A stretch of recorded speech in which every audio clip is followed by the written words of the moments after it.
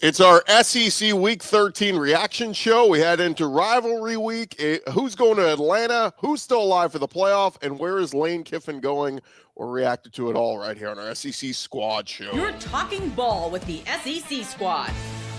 From Alabama to Tennessee, from Georgia to Oklahoma, from Auburn to Texas, it's the local experts of the Locked On Podcast Network bringing you scoops, breakdowns, and the most comprehensive preview of the upcoming SEC weekend. It's the SEC Squad, and we have a seat for you. Hurt feelings and thin skin are prohibited. Squad up, you're part of the SEC Squad. And it is our SEC Week 13 reaction show here on the Squad edition. And let's welcome in our crew today. We've got Jay Smith from Locked On Sooners. We've got Stephen Willis, Locked On Ole Miss. I'm Chris Gordy, Locked On SEC. We'll see if any other folks jump in with us along the way. But certainly we'll also work in some reaction videos. We'll hear from John Miller, Locked On Mizzou. We'll hear from the other half of Locked On Sooners with John Williams and Corey Burton, Locked On Vandy, as Vanderbilt has a lot to celebrate. But gents, welcome in. Today's episode brought to you by Gametime. Download the Gametime app, create an account, use our code Locked On College, get $20 off your first purchase. I want to start here, guys, because the biggest topic of the last couple of days, before we even get into what happened on Saturday, Stephen, is with you. It's with Lane Kiffin. We get the meeting of the minds on Friday.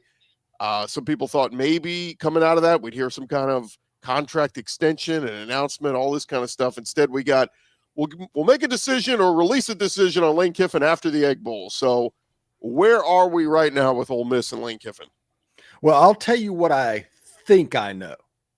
Not necessarily what the facts are, because the facts are, well, there's 3 schools out there. There was a press release. They're going to announce after the Egg Bowl expectedly. But this is what I think. And I think people tune into our shows to find out what we think about situations. And I think that Lane is gone. I think he's going to end up at LSU. I think that the offense, when Ole Miss this year, when Austin Simmons got injured, it kind of got tweaked a little bit for Trinidad Chambliss because they do different stuff, and Lane is involved in that. I think that this football game, because of the opponents, is the biggest regular season game in Ole Miss history. Because if you win that game, you go to the playoff and you host a playoff game. So the question on Friday, logically, if you just want to think of it that way, is the most important thing is winning that football game and what gives you the best opportunity to do it. I don't know exactly what was said or what's going on. That is where I am right now. What's interesting, our guy, Matt Moscona of Locked On LSU, was kind of listening to what he had to say. I think last night, doing his live show, somebody asked him, what percentage would you say Lane Kiffin is going to LSU? I think he said like 90-something% right now. Now, he said that's right now. Again, this changes all the time. And I had to be reminded, in 2016, remember going into that last game between LSU and A&M, ESPN on the ticker said Tom Herman has a verbal agreement with LSU. He's going to LSU. Texas ends up losing that last game. I want to say it was like to Kansas or something. And Charlie Strong, they decided, okay, we're going to make a change to here, and we're going to go poach Tom Herman away from LSU. And so within a 24-hour period, it was like LSU went from getting Tom Herman to suddenly they settled for Ed Ogeron. Now, it worked out. Texas didn't win jack with Tom Herman. LSU won a national championship with Ed Ogeron, so it worked out there. But in 21, it was the same thing. Everything had leaked out for about 3-4 days. Lincoln Riley is going to LSU. He's leaving Oklahoma, and you remember this, Jay. He's going to LSU. And what happened? Within a 48, 72-hour period, he's suddenly going to USC. He's scared of the SEC, and LSU goes and gets Brian Kelly. So while this is like set up right now for Lane Kiffin to go to LSU, this all could change very quickly. Yeah, the statement of I am not going to be the head coach of LSU will live in infamy with Oklahoma Sooner fans and most of college football, because everybody knows that line. As soon as you hear it, you're just like, yeah, that whole situation was a massive cluster. And kind of like in this whole situation, it feels like there's been backdoor negotiations for a bit. This has been planned that this is going to potentially go down. But it's just wild to me to see that he's doing this again. Like, Lane, what are we doing? And I'm saying this as someone that watched the whole Tennessee fiasco. We saw how bad things got at USC over time. You're in a great situation, period. All you've got to do is make sure you lock down, get the right players in there. And that's the one thing I can give to Ole Miss. The Grow Collective has been on the forefront of innovation when it comes to collectives. They have been at the front of saying, now we'll spend. Sure. Dude had like the top portal classes for a couple years, and then you started seeing them spending and recruiting as well. They started recognizing, okay, we need to get some more recruits to go along with these portal guys so we can build that cohesion, that chemistry, that buy-in. You have it.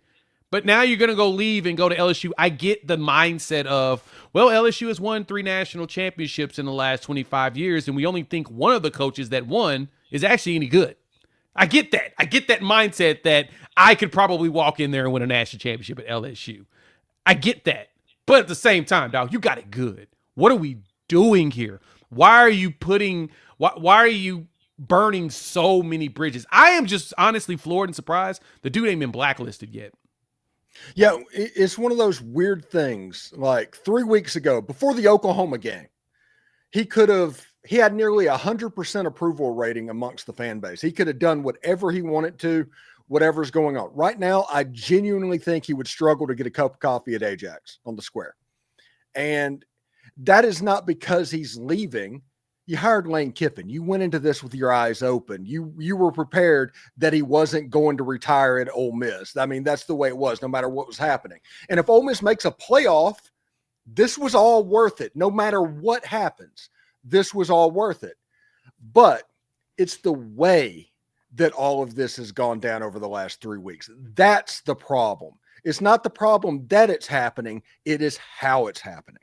Exactly. That's been my take with all of it. It's, why are you doing it this way, dog? Just, your team's in the playoffs. Like, you really, all you got to do is win the Egg Bowl. Granted, it is a rivalry game and weird things happen in those circumstances. I totally understand that. But all you got to do is win that game. Well, let me throw in there. Good.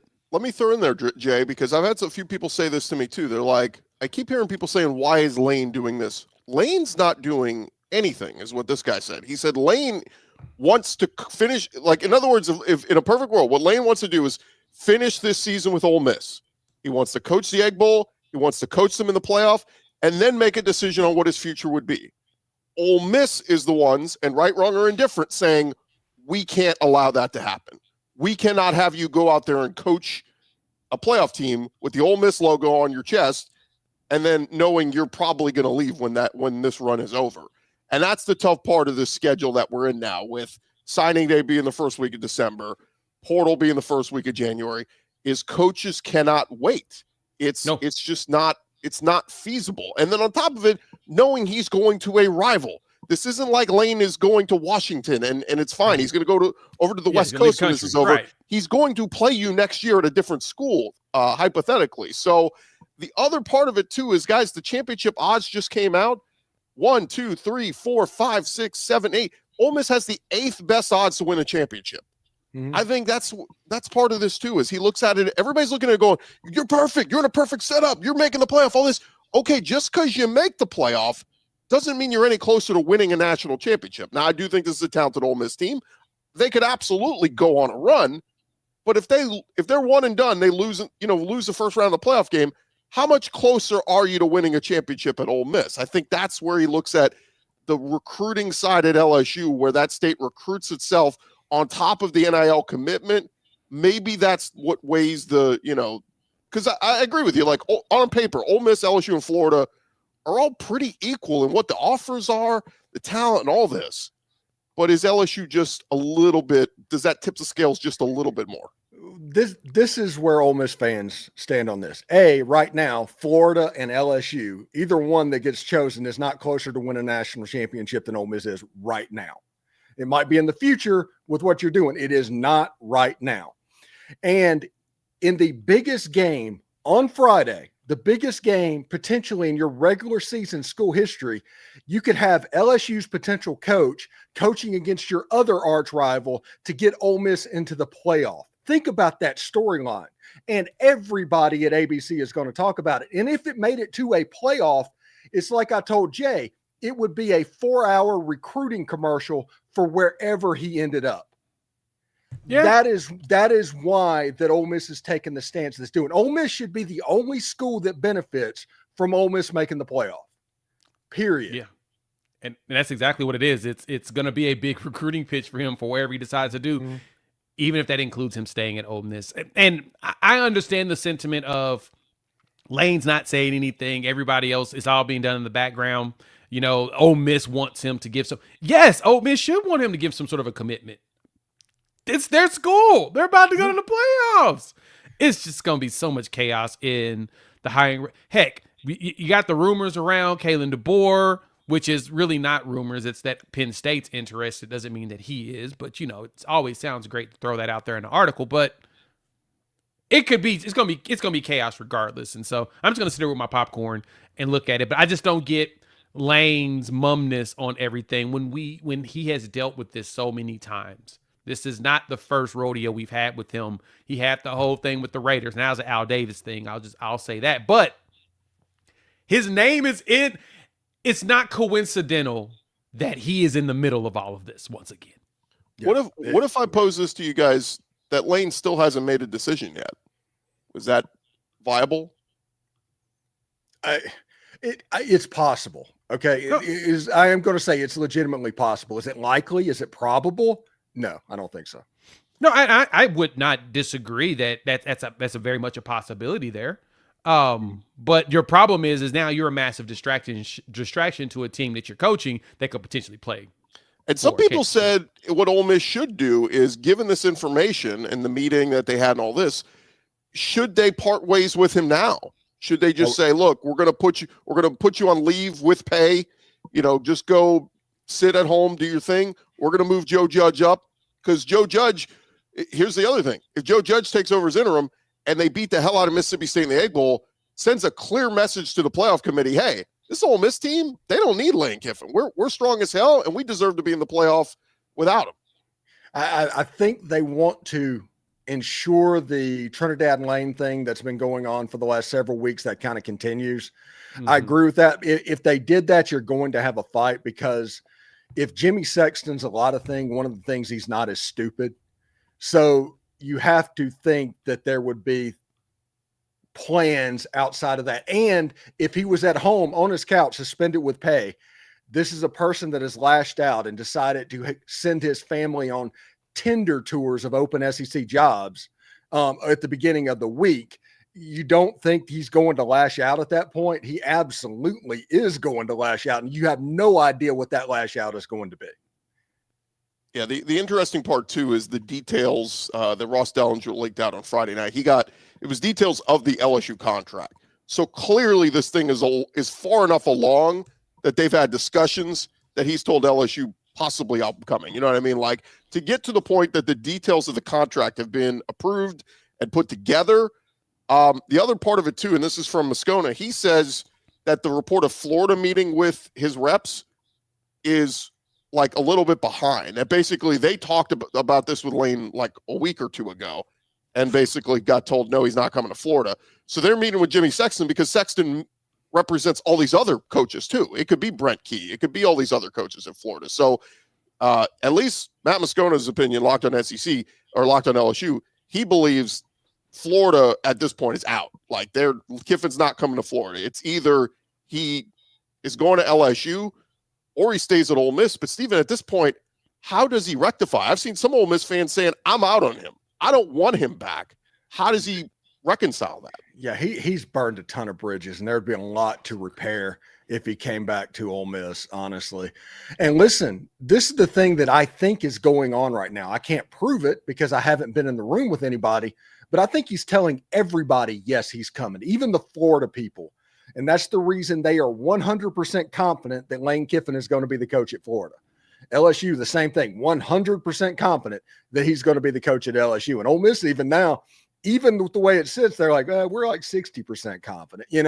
There's still a chance that it happens. But that's what I think is going on, and why this week is going to be absolutely bizarre for everybody involved. It's going to be the keeping up with the Kifdashians, essentially. just a reality show for about a week. That's what's going to happen. So you guys put your name on it right now. It is Sunday. What is it? November 23rd. Make a prediction a week from now. Where is Lane Kiffin coaching? Oh, LSU. I'm LSU. Absolutely. I'm there. I think there is a 0% chance at this particular moment that he is back at Ole Miss. Yeah, I'm at 1% for him making it back to Ole Miss. I say never, but yeah, I'm with Steven on that. But I'm gonna throw a curveball, man. He gonna end up at Alabama.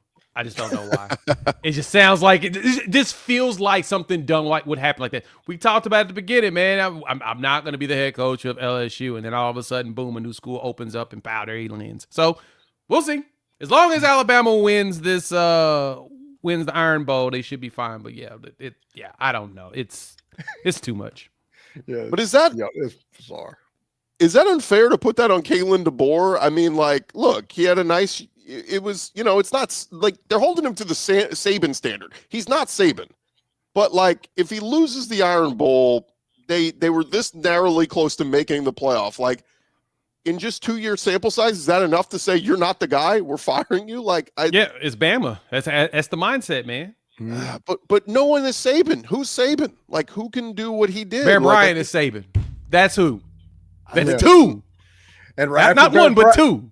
After Bear Bryant, you got Ray Perkins. Yeah, it's just it's an unfair standard to hold. Look, the hope was they don't fall off a cliff. They've not fallen off a cliff, Alabama. They're right there. They're knocking on the door. But newsflash, the SEC's tough. Like I have to keep telling people this. You added Texas and Oklahoma. We didn't add Wake Forest and I don't know Purdue. Virginia. Like that would have made the road easier. You added 2 behemoths. Yeah, the road is tough. I just saw this stat, guys, and we'll get into recapping last week. South Carolina just played Coastal Carolina. It was their first team they've played outside of the top 15 for the first time since September. I mean, you want to crap on Shane Beamer? Look at the road he just went through. Nobody could survive that. So, but according to Dan Lanning, at least Oregon decided to compete yesterday. Right. Against USC. I mean, and Ohio State is playing slappies. I'm like, when do they play a tough game again? Like, it's just like, tell me again about the Big Ten dominance. I can't. It's ridiculous. Mm-hmm. All right, fellas, when we return, we'll get into recapping actually some of the football we saw yesterday across the SEC. That's coming your way next. Hey, but first, I want to remind you guys, the holidays are upon us, and obviously means it's time to get your home ready. And whether you need more seating for guests, cozy new linens, fun serveware for holiday hosting. My wife's already telling me we're going to have people over in a couple weeks. Wayfair's Black Friday sale is here to help you make your space shine. And the best part, you don't have to wait. Wayfair's Black Friday deals are happening all month long with up to 70% off everything from sofas to spatulas. If you've ever hosted family for the holidays, you know how much difference a few new touches can make. Wayfair makes that easy. Don't miss out on the early Black Friday deals. Head to wayfair.com to shop Wayfair's Black Friday sale for up to 70% off. That is WAYFAIR.com. Sale ends December 7th. Wayfair.com. All right, continue on here with our SEC Week 13 reaction show, and let's talk a little bit about the football we saw yesterday. And then we'll get into SEC standings, who's going to Atlanta, who's going to make the playoff and all that. But, Jay, let's start with your Oklahoma Sooners. 4th win of the season versus a current top 25 team. Oklahoma has put together quite a resume. And while the offense still doesn't look great with John Mateer, the defense is playing better than anybody in the country. Yeah, 4 wins over current ranked teams. Missouri won't be ranked anymore at the end of this, unfortunately. So to drop down to 3, but when ranked, 5 wins at the time of play. They have wins over top 25 teams, which is the most in the country. Nobody else has done that. And you're right. We're doing it in the most unconventional 2009 Alabama way of doing it. All defense, a little bit of offense. And the funny thing is that you see glimpses of offense there, but you can tell that offense is not healthy. You can tell that Mateer has some ailments. I'm still saying when Brent Venables mentioned on his coach's show that Mateer was dealing with a knee thing, I think he's dealing with like a sprain, and he just can't cut. When you see him go north and south, he looks great, but he can't plant like he wants to throw. And I don't think it's where he can't play in the games. It's more of a nuisance and probably grimaces on some throws. So yeah, the offense ain't there, but man, the defense, that's what matters. That's what we should talk about. And that's the thing I'm trying to emphasize with Sooner fans and everybody else that watches. Dude, Ahmad Hardy and Roberts are probably the best tandem running back team in the country, period. He had 300 yards 2 weeks ago. The man, he leads the country in rushing. We held him to 57 yards. We did not let him do anything to us. And Drink, no matter what he tried, I still don't think it made sense to play Bo, but at the same time, I think the score would have been worse if Bo didn't play. And so I kind of get why he went ahead and did it. But you could tell we felt them out the first drive. And I had so many people say, oh man, that defense isn't that great, is it? And then all of a sudden, I don't know if a lot of people knew this, but they had 0 rushing net yards in the second half of that game. 0 net rushing. A team that is one of the best running teams in the country. We shut them down. I got to give it to him, man. Brent Venables provided something that I didn't even think was expected. I never thought we would be like Crimson and Cream Hawkeyes. Never thought that we would be the Iowa Sooners. It kind of surprises me. But we do have glimpses of offense, which I am happy about. You know, one thing that's interesting after seeing Oklahoma the last few weeks is Kejuan Lacey only ran for like 75 yards in that game. But how impressive does that look now with what he did? I mean, that win has just turned out to be just a shining beacon on the hill on Ole Miss's resume. And props to Oklahoma. I'm serious. They are rushing John Mateer back and not playing Michael Hawkins at quarterback from potentially being 11-1 and 5th in the country right now. Yep. Yeah, exactly. That's exactly my thought process too. There was your reasons. You know, you had some offensive line shuffles. You made changes at the Texas game, going into South Carolina, Ole Miss. You brought in your true freshman right tackle. You thought he was ready at that point when you dealt with an injury, and that was the one game to me. It was the Kejuan Lacey had a really good game. I mean, he had to run it 27 times in order to get there. But Kejuan Lacey is one of the best running backs in the SEC as well, and you were able to stop him from getting 100, which he's really good at getting that too. For Oklahoma, we are a woulda, shoulda, coulda away from potentially being like 11-1 if you didn't deal with a lot of banged up guys. And in this game, your running back's got a knee brace. He said it at the beginning of the week. Brent Venables mentioned Xavier Robinson said his knee's sprained. He's like, just throw some tussin on it, put a brace, let's go, let's ride. And he's trying, but man, the thing for Oklahoma is you win this game against LSU, you're in, which is a good thing. But then you get a couple weeks of rest. And that's going to be probably, to me, the most critical thing for this team is heading into this winter when things get really cold and people don't like really being out there on the field in like deep football weather. Having a stout defense is going to be a lot more beneficial than people realize.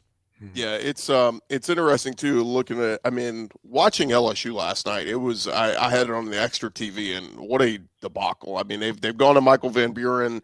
He's not great. That offensive line is still miserable. Looking at all the teams that are playing this week, rivalry week and all this, I don't see any path that LSU beats Oklahoma unless LSU gets a defensive touchdown, a special teams touchdown, Mateer fumbles and LSU scoop and score. Like it's going to have to take something like that. And just knowing what's on the line, Jay, Sooner fans are going to show up, shut that stadium as loud as it was yesterday. I think it's going to be even louder on Saturday, knowing what's on the line. Oh, yeah, it's going to be rocking, especially because this is the game that gets you there, gets you to a place that so many people said that Oklahoma was not going to be able to get to. So many people mentioned that Brent Venables just wasn't the guy to get Oklahoma to this level where they needed to be. And fans are excited at the fact that we flip-flop from offensive dominant team to a defensive dominant team. And it's weird. It's really, especially weird for most Sooner fans. We're so used to having just offenses for like the last 20 years. And then you come in and you're beating team 17-6. Like, that's just odd. It's like an odd feeling to look at and be like, that was a dominant win, but it was 17-6. You would think it would be 48-6, but that's not how it plays in the SEC. Usually when you have high scores, it's because it's a shootout. Neither team can stop anybody unless you're playing Kentucky, which I'm jealous that so many teams get to play against Kentucky. Well, we don't get that opportunity, but you're seeing these games where people have to fight to win, and I have an appreciation for that now. I actually appreciate it a lot more than I thought I would. But you're right, Gordy. LSU coming into town, I expect the fans to be ridiculous this weekend. I expect more fans to be in town than expected, especially because it's the holiday. And with that, just go win. Keep the defense stout. Win. You get a break, and then you can focus on trying to figure out who you're going to play against. I'm ready to see what the committee does to us, if you want me to be honest. Well, let me throw in another game too, and we'll kind of wrap all this up into the playoff spots. Vanderbilt beats up Kentucky 45-17. Keep in mind, this was a Kentucky team that was playing much better as of late. I mean, they were their defense was playing very well. The offense was playing much better. So, and I get Cutter Boley got hurt early in this one, and Zach Calzada had to come in. But to me, the story was, I mean, we saw what Kentucky's defense did to, I mean, completely shut down Auburn, completely shut down Texas and Arch Manning a couple weeks ago, and then took it to Tennessee Tech last week. It was undefeated, 10-0. I get it, it's Tennessee Tech. But for Diego Pavia to have 532 total yards, 6 total touchdowns, 33 for 39, I mean, it was surgical what he did to them. And, look, they're not going to get a ton of credit for beating a 5-5 Kentucky team. But the more I look at Vanderbilt, man, like, they deserve a shot. I mean, their 2 losses were to Texas and Alabama. I know it's going to get into a debate on resume wins and all this, but I just wish there was a world that Vanderbilt could get in at 10-2 if they take care of Tennessee. One thing that's interesting, I'm glad I finally get the Stranger Things upside down world look where Tennessee gets a chance to play spoiler against Vanderbilt for the college football playoff. I needed that air, honestly. But if Diego Pavia beats Tennessee, he should win the Heisman Trophy. Yeah, I agree. If you won 10 games at Vanderbilt, you should absolutely win the Heisman Trophy. I'm in 100% agreement on that one. If he pulls that off, that's your Heisman moment, Diego Pavia. You pull that off because last 3 weeks you've been balling. But if you pull that off and that propels you, there's no one more valuable to their team than that dude. And let me just add this: Vanderbilt. Somebody tweeted out, Diego Pavia saw the opportunity to make a Heisman statement against Tennessee, and he took it. I mean, there was, people were like, "Oh, why are they still throwing it?" Because he's trying to pad the stats to make a case. But this was Vandy's first 9-win season at this point in the year. Ever. As members of the SEC. This goes back to 1933. Now, they did win 9 games 4 times before, but that included the last week of the season and a bowl game. Vandy has never won 10 games in a season. So that's what's on the line here. If they beat Tennessee this week, they will have the greatest season in Vanderbilt history. To me, I get it's only a 12-team playoff. If it was a 20-something game playoff, they'd be in. But I think Vanderbilt deserves as much consideration as possible. And listen, there's some serious rumors and smoke around that Jared Curtis might flip to Vandy. Vandy has never signed a top 100 recruit, much less somebody that high. I'm telling you, things are going up a little bit different on West End right now. Oh yeah, that's going to be a fun. Yeah, that's. Oh my goodness. If they're able to flip him, the number one, man, and to be truth be told, that's honestly not really that big of a loss for Georgia. If I'm being honest, how many 5-star quarterbacks have they been really successful with? Like if you really go back and look at it, I mean, Matt Stafford's probably the last one that's really was something. A lot of the other ones ended up transferring out. Justin Fields left. Fields left. Jake Fromm was a 4-star. Eason was a 5-star. Left, went to Washington. They had Raiola. He flipped. They had Raiola. Vandergriff. Brock Vandergriff was a 5-star. Ended up at Kentucky and then just was not very good. Like you go down the list of their recruits. Dylan Raiola was committed and then flipped. They always end up better without the 5-star. That's what you're learning about the way Georgia plays. And Stetson Bennett's is statue worthy at Georgia. Exactly. And he's a star. Yeah, okay. And Gunnar Stockton's playing. Like I get, he was a little bit more highly touted, but like Gunnar Stockton's playing his ass off right now, and playing really well. And playing really well. One more I'll squeeze in here real quick, guys. Texas takes it to Arkansas 52-37. Look, this thing was close at half. I mean, we talked about it for weeks.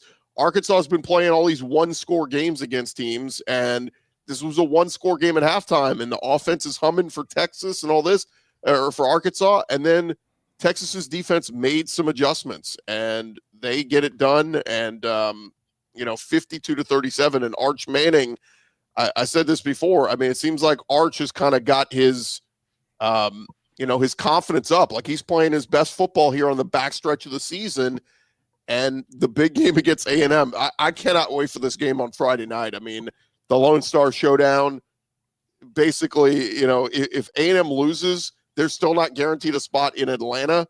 They'll make the playoff. But for Texas, they're kind of that outside chance, 9-3 with a loss on the road to number 1 Ohio State. They're still in the discussion, but look, it's a rivalry game. Doesn't matter what Texas's postseason hopes are. They want to beat A&M, and Arch is playing great football right now. Yeah. They seem to have the controller lean forward as soon as they got into the second half of that game. They just grabbed the controller. No, we gotta focus. And that third quarter was explosive. I just don't see how that loss to Florida doesn't make it detrimental to them, regardless of what happens in the A&M game. It just feels like that game right there. That's a bad loss. That is a really bad loss.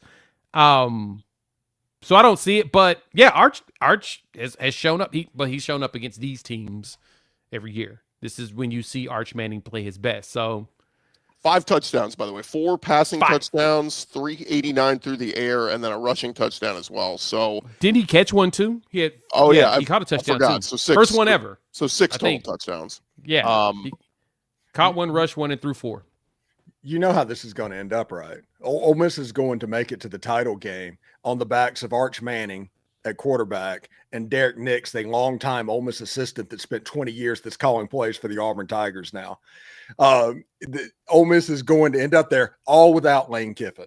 It's going to be absolutely nuts, and that just makes just enough chaos sense for it to happen.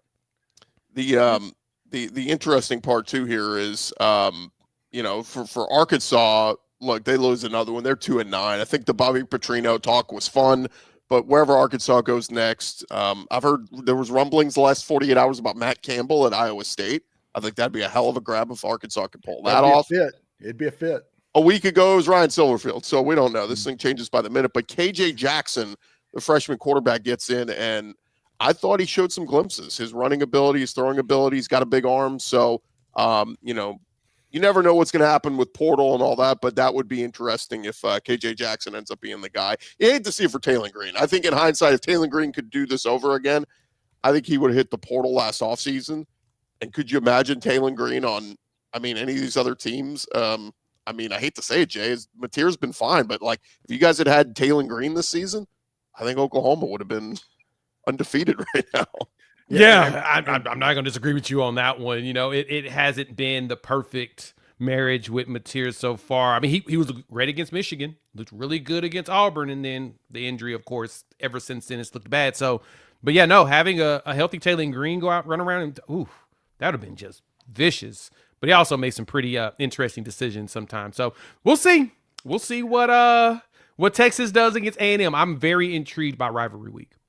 And I just want to say, believe it or not, even though that Texas won the game by multiple scores, I'm actually happy that that happened for John Neighbors, because nobody deserves what the host of Locked On Razorbacks had to go through this season.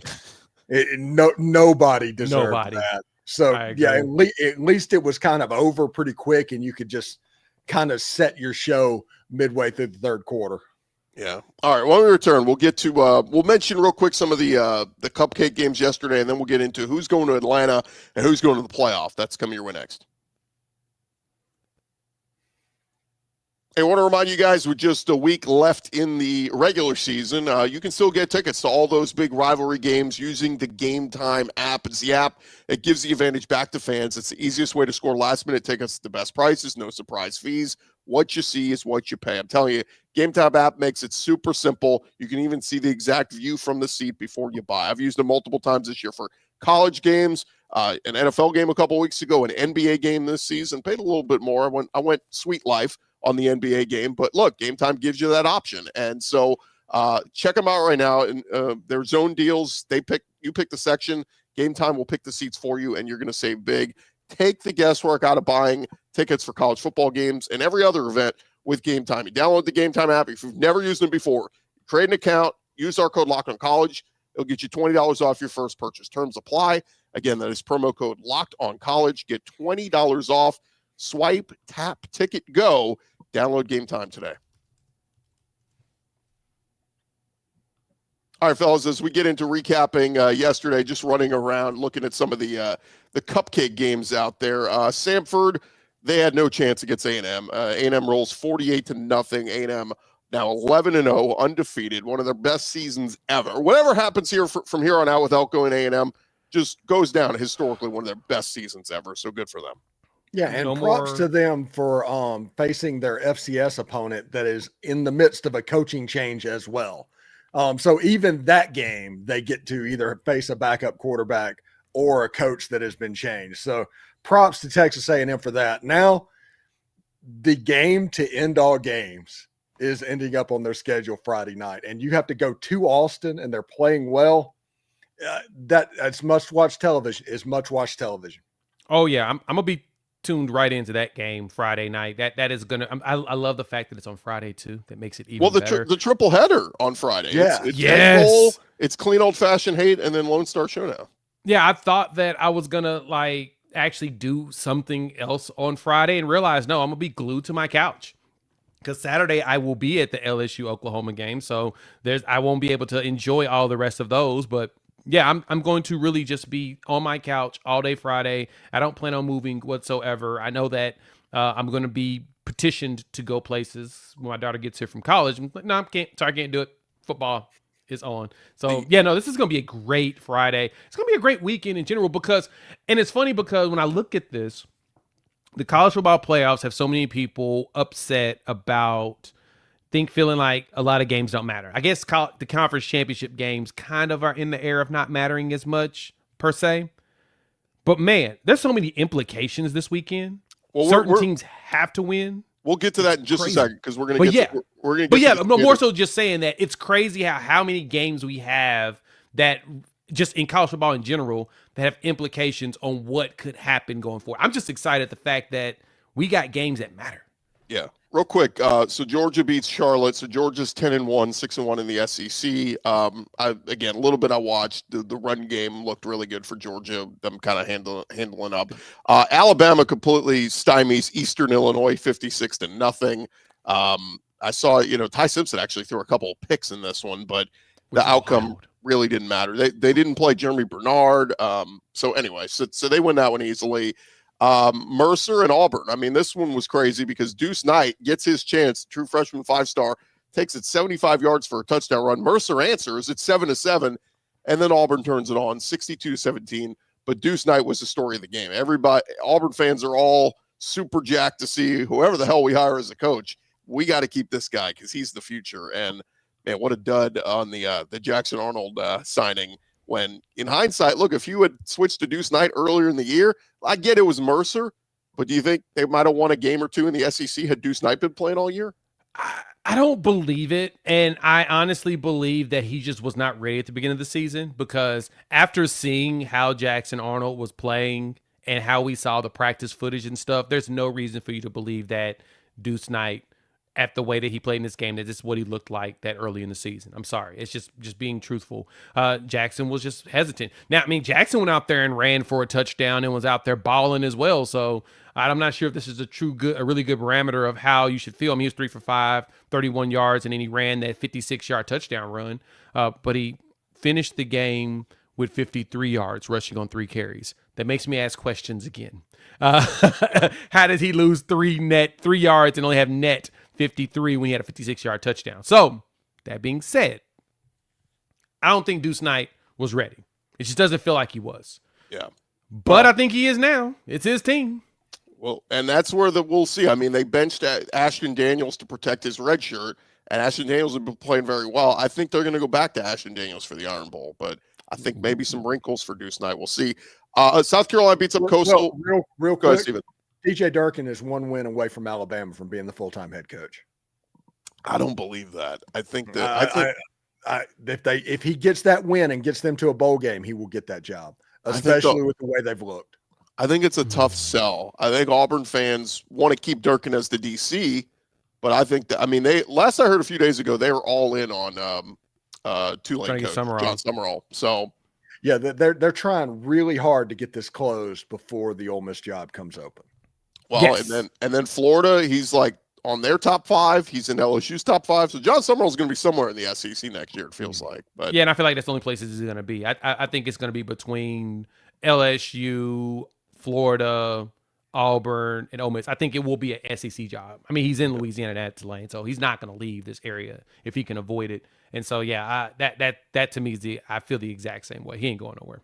South Carolina beat up Coastal 51-7. The only thing of note here is LaNorris Sellers started to look a lot better. Why does that matter? Scouts have their eyes on him, and he's still being talked about as a potential top 10 pick.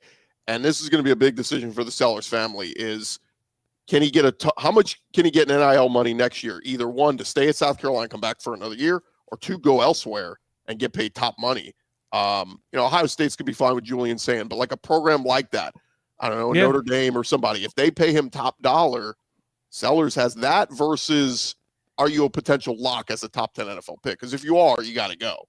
So kind of interesting on that front.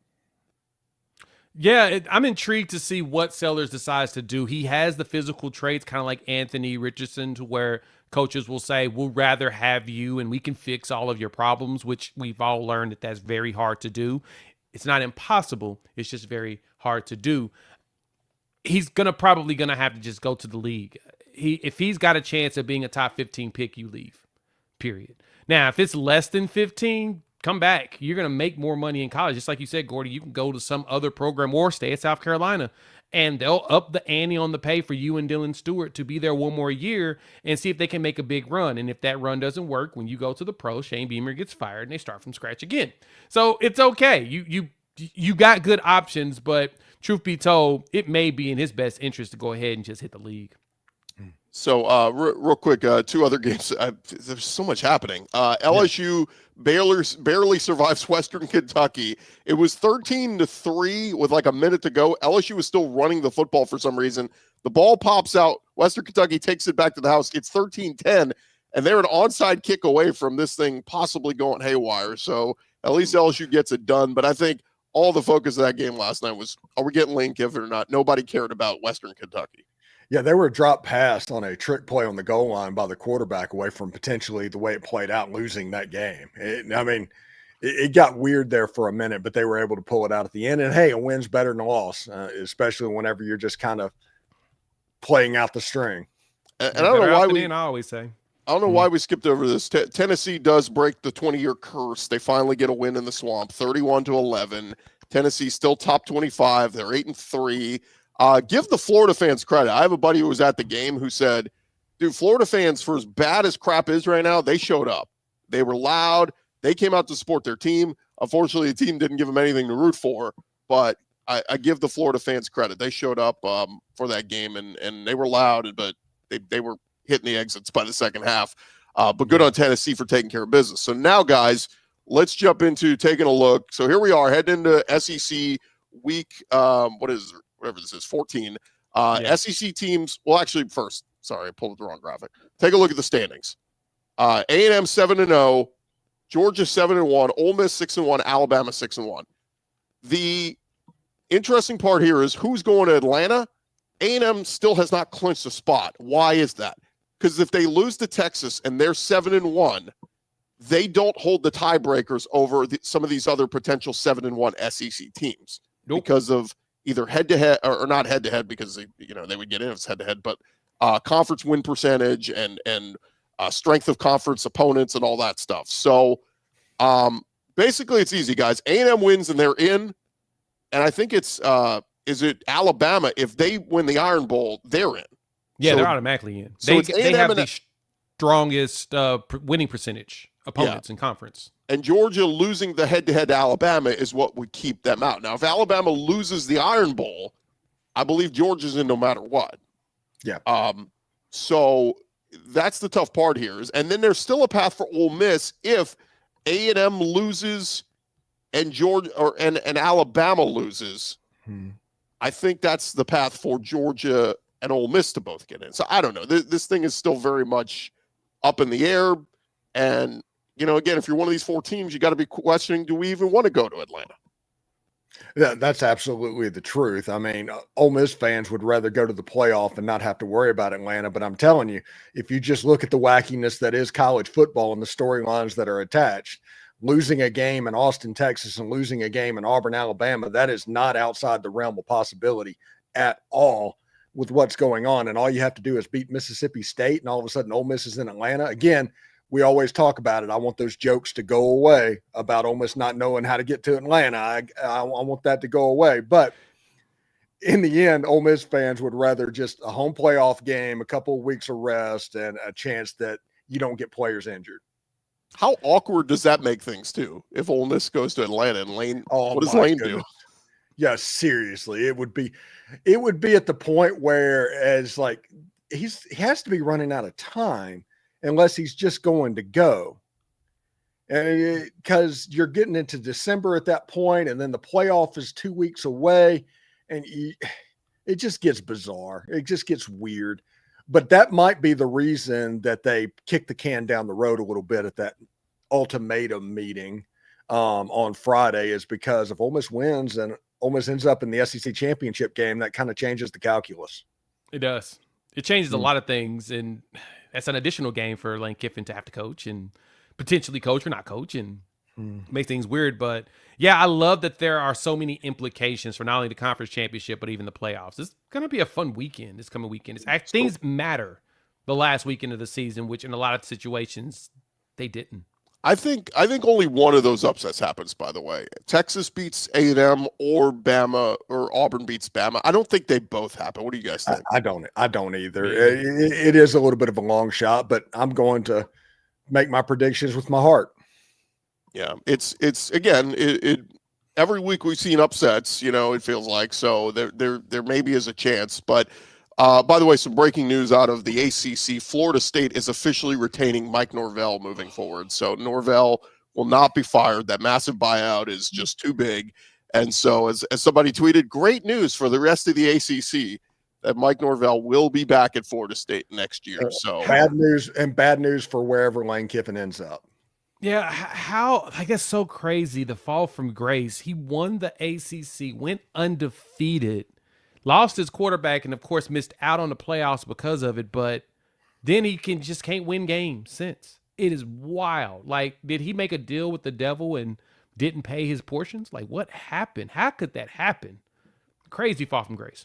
Well, let's take a look at the last graphic, guys, that I put together here. And this is SEC teams in the playoff hunt. So SEC championship game aside, here are the best case scenarios. And I think at this point, guys, A&M is in no matter what happens, right? Whether they play for an SEC title, whether they lose to Texas, I think A&M is in.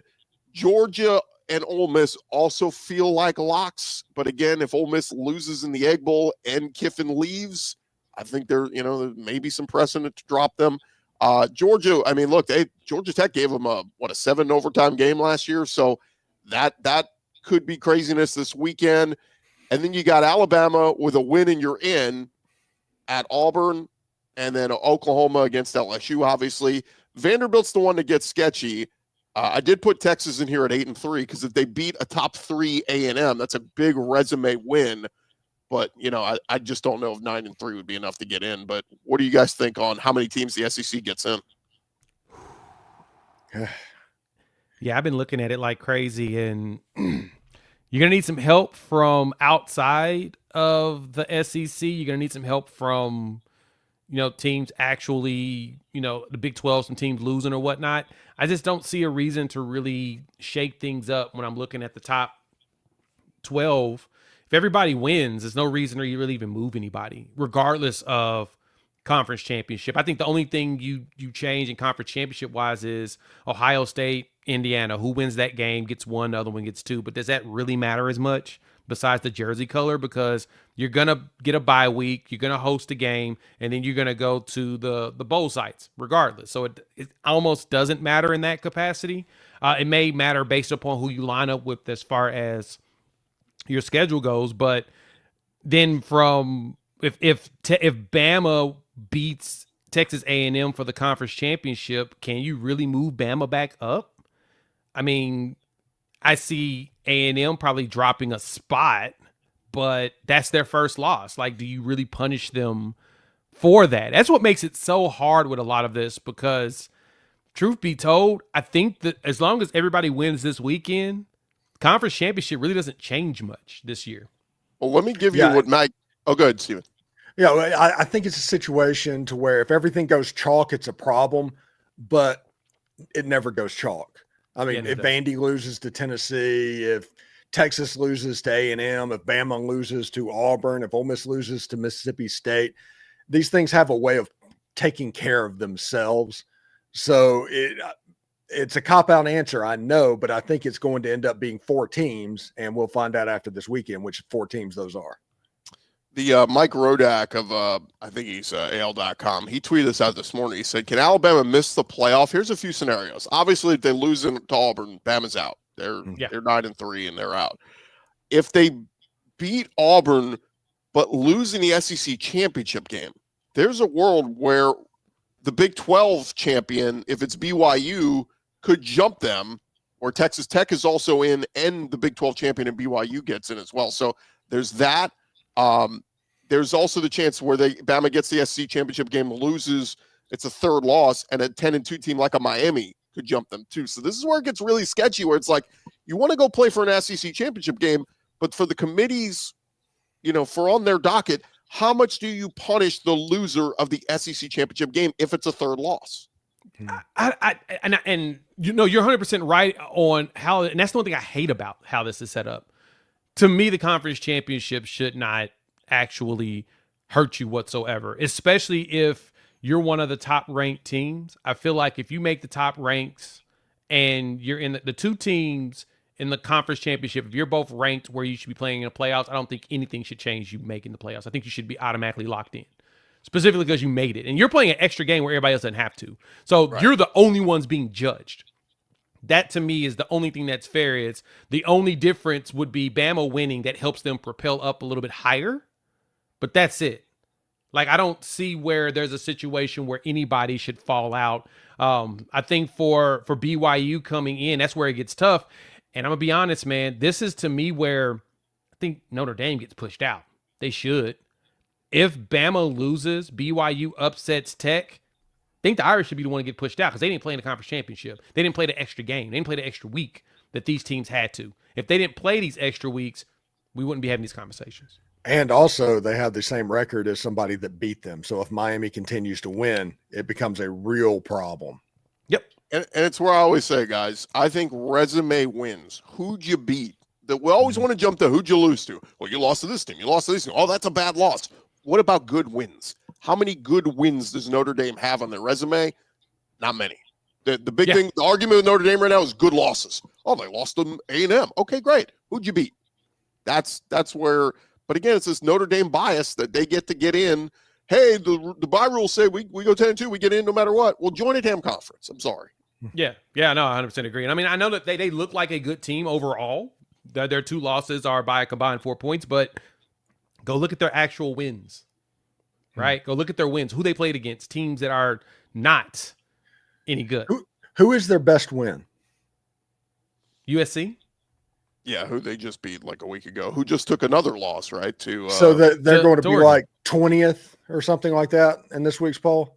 Yeah. I think the coaches poll just dropped, and USC's number 20 on the coaches poll, so I expect them to be around the same in the AP and probably around the same in the CFP. It felt like a ruse when they pushed Pitt into the top 25, literally the week Notre Dame was going to play them. Yeah. And then Notre Dame beat the hell out of them. them. And then they go, oh, it's a top 25 win. No one thought Pitt was any good. What are we doing here? And then Pitt just beat Georgia Tech. Now they're back in the top 25. They will be back in the top 25. So that's going to be that'll be 2 top 25 wins for Notre Dame this year. Yeah, Now, well, Pitt goes and wins the ACC, then I can't say much because they're actually on the cusp of doing that. I think Ole Miss is the only school, by the way, for people that are talking about resumes that'll have wins over two teams that are probably likely going to be in the playoff field this week. well, before we wrap it up, guys, let's hear what some of our colleagues had to say about their games this weekend. Let's start with Gordy, that was weird. With the win against or the win for Vandy. Here's Corey Burton. A historic night for the Vanderbilt Commodores as they dismantle the Kentucky Wildcats 45-17. Diego Pavia, historic night, over 500 yards of total offense by himself. The team, over 600 yards of total offense, and just absolute domination from start to finish. Diego Pavia throwing 5 touchdown passes and throwing for almost 500 yards himself. Accounted for 6 touchdowns, did have that 1 interception, but this team is ready for a playoff push, and I think Diego Pavia deserves a seat in New York City at the Heisman Trophy award ceremony. I'm not sure who's going to win it, but it's up in the air right now, and Diego Pavia is very much in it, as is any other candidate. So, guys, this Vanderbilt team is very, very dangerous. Up next is Tennessee, and we'll see kind of what they have this week on the road at Neyland Stadium post-Thanksgiving. It's going to be a fun ride, guys. Anchor down. Yeah, so there you go. That's Corey Burton talking on Vandy. And by the way, Corey said he got recognized out at the Vandy game this weekend, so good on him. People starting to recognize Locked On Vandy. How about the loser of the OU game, John Miller, on Locked On Mizzou? Turns out my lack of faith in the Missouri offense was well-founded. I'm John Miller with Locked On Mizzou, and really this is year 3 of the Kirby Moore era as Missouri's offensive coordinator, and just to be objective about it, Missouri has trended down offensively each year. Of course, 2023, Moore was a gigantic addition for Missouri, but that along with the Missouri special teams, again, trending down. I think Eli Drinkwitz needs to have some frank and difficult discussions about, well, those 2 positions this offseason. From Oklahoma's perspective, how can you, as a Sooner fan, you just have to be thrilled with this season. I definitely thought that Oklahoma was going to bounce back after an injury-riddled season in 2024, but to see what they've done against this schedule, now just a win away against LSU from an almost certain playoff berth, you got to be impressed with what Brent Venables and his staff have done this season. So that's John Miller. I don't know why that cut off. And then, look, if we didn't get enough love from Jay, I mean, it was one of the more entertaining games to watch this weekend if you like good defense. It was OU beating Mizzou. We heard Jay's talk. Let's hear his co-host's thoughts. Here's John. What's up, squad? What's up, SEC everydayers? John from Locked On Sooners. I mean, Oklahoma's 17-6 win over Missouri. I mean, it wasn't pretty, but it was a dominant defensive performance. They held the SEC's #1 rushing offense to just 70 yards. Ahmad Hardy to just over 2 yards a carry. I mean, it was a phenomenal performance, won the turnover battle, and are playing a complementary football that we haven't seen at Oklahoma in quite some time. Yes, the offense isn't putting up a lot of points, but they're doing just enough to give the defense some breathing room so that they can get after the quarterback and make life really, really difficult for opposing offenses. I mean, this is a Brent Venables team. They're playing tough. They're playing relentless. They're playing with intensity. Now, just got to find a few answers on offense, and they're going to be some trouble come postseason time. So there you have it, guys. That is those are Locked On experts with their opinions. They couldn't join us today, but closing thoughts as we head into the final week of college football season. Feels depressing. I know, I'm sad. It's over. It's almost over. Like, we're about to hit the holidays. Christmas is coming up. Thanksgiving's coming up. Mariah Carey's thawing out as we speak. I'm just, it's sad that we're about to hit the end of the road and go into a new year. But I'm excited that my team actually showed up this year. Yeah, just win the game on Friday. Make the playoffs. I see the light at the end of the tunnel. Make it happen. And whoever's coaching Ole Miss forward, who knows? We'll see. Hey, we still have the Grove Collective, one of the best collectives in the entire country, so it doesn't really matter. Hey, just know this, Steven. It could be worse. Your school could be putting out a statement today saying they stand by Mike Norvell coming back next year. So that is absolutely true. Yeah. So, but Little hey, victories. wherever Lane Kiffin goes next year, they get to go through all of this again with Florida State job interest. And don't believe me, it's going to happen. yeah, whatever that contract is from LSU or Florida, whoever, better have like stipulations. Lane, you can't even look at another school. Yeah. Like you're locked in, my friend. Stop looking at her. That is going to do it for this edition of Locked On SEC reaction show. For Jay Smith, Locked On Sooners, Stephen Willis, Locked On Ole Miss. I'm Chris Gordy, Locked On SEC. Thank you guys for making Locked On the #1 podcast network out there. We'll talk to you guys later in the week. Egg Bowl week. Boomer Sooner.